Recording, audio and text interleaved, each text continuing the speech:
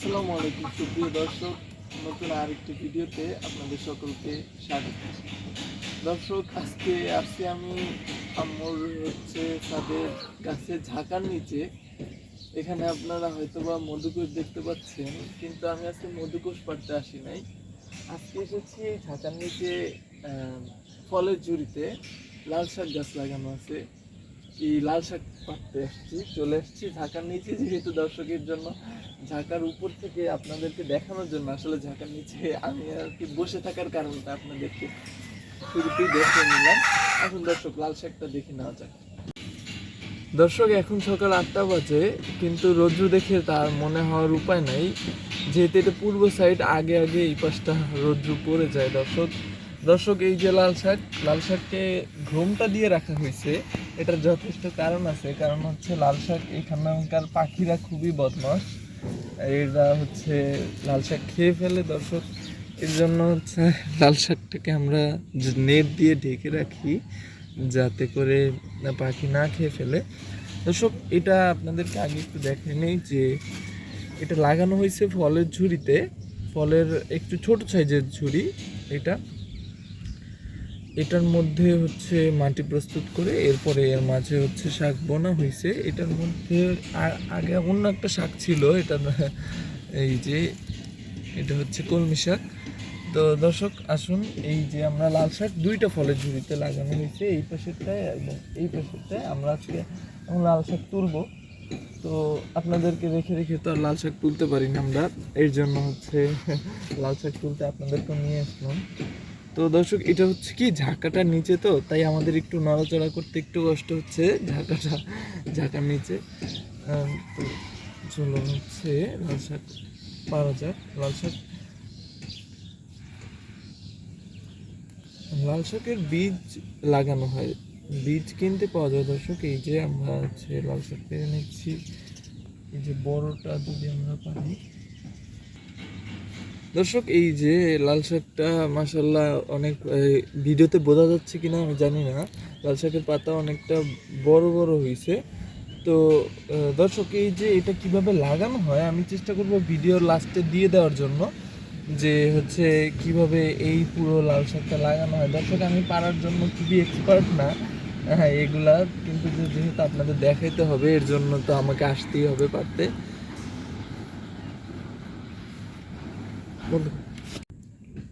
দর্শক, এই ঝুড়িগুলো পেরে ফেলছে, আপনাদেরকে একটা একটা করে দেখানোর সুযোগ হয় নাই। কারণ আমরা অতটা এক্সপার্ট না, পারার জন্য যেভাবে পারছি ওটা এর জন্য আর দেখাইতে পারি নাই।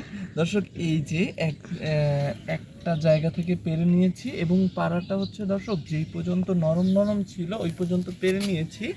এরপরে এখান থেকে আবার হবে। দর্শক, আসুন, আমাদের আর একটা ঝুড়ি আছে। এই ঝুড়ির গাছগুলো আরও মাশাআল্লাহ অনেক বড় হয়েছে। এই পাশেরটা একটু ভিডিও, এখানে একটু কষ্ট করুন দর্শক, এইখান থেকে যাওয়াটা। তো যেহেতু এখানে ঝাঁকা দেওয়া দর্শক, এর জন্য এই পাশে আবার নিচে আবার লাউ গাছ আছে, আপনাদেরকে সবই দেখাবো এক এক করে। তো এই যে চলে এসেছি কষ্ট মষ্ট করে। এই যে দর্শক, এটারও ঘুমটা খুলে দিলাম আমরা। আসুন, একটু কাছাকাছি আসলে দেখতে পাবেন দর্শক যে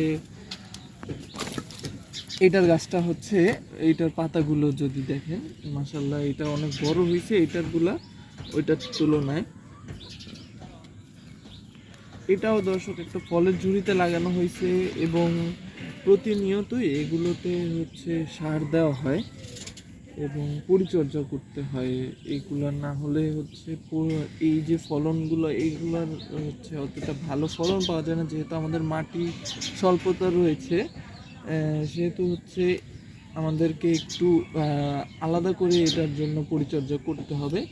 দর্শক, এই যে আমাদের লাল শাক আমরা পুরোটাই পেরে নেব আজকে, কারণ আবার যখন পারবো আমাদের হয়ে যাবে আর কি, একদিনের মতো আর কি আমাদের। তো দর্শক, এই যে আমাদের লাল শাক মাশাআল্লাহ অনেক সুন্দর হয়েছে, এবং এগুলোর পাড়ার মধ্যে আনন্দটা বেশি। দর্শক, যে একটা গাছে কি সুন্দর, আমরা বাজার থেকে লাল শাক কিনি, দেখি যে এত সুন্দর লাল শাকও হয় মানুষের গাছে। তো যখন নিজেদের গাছ থেকে তোলা হয় তখন দেখতেও আনন্দ লাগে, তুলতেও, এই যে শাক তুলতেও আনন্দ লাগে। তো সব মিলিয়ে আর কি এইগুলো একটা আনন্দেরই বিষয়। দর্শক, এইগুলো আমি আপনাদেরকে আগেও জানাইছি যে এই যে পুরো গাছের পরিচর্যা থেকে লাগানো থেকে শুরু করে সব কিছুই হচ্ছে আম্মু করে। কারণ হচ্ছে আম্মু আলাদাই গাছকে ভালোবাসে আসলে, সেও আনন্দ নিয়ে করে, আমরাও তাকে যতক্ষণ পারি সাহায্য করার চেষ্টা করি। এবং হচ্ছে এই যে ধরেন যে বীজ সংগ্রহ করে দেওয়া। আপনারা যারা বরিশালে থাকেন, বরিশালের লাইন রোডে হচ্ছে বীজ এগুলো সবই পাওয়া যায়। যদি আপনারা ছাদে লাগান তাহলে অবশ্যই লাল শাকের হাইব্রিড বীজটা সংগ্রহ করবেন, তাহলে এই যে দেখেন বড় বড় গাছে ফলন হবে। ফলে কি হবে যে আপনার কম জায়গায় আপনি বেশি ফলন পাবেন। এই যে মাশাআল্লাহ এইটার পাতাটা যদি দেখেন, নর্মালি হচ্ছে আমরা যে লাল শাক কিনি ওগুলোর পাতা একটু গুড়ি গুড়ি হয়, হাইব্রিডের পাতাগুলো বড় বড় হয় দর্শক।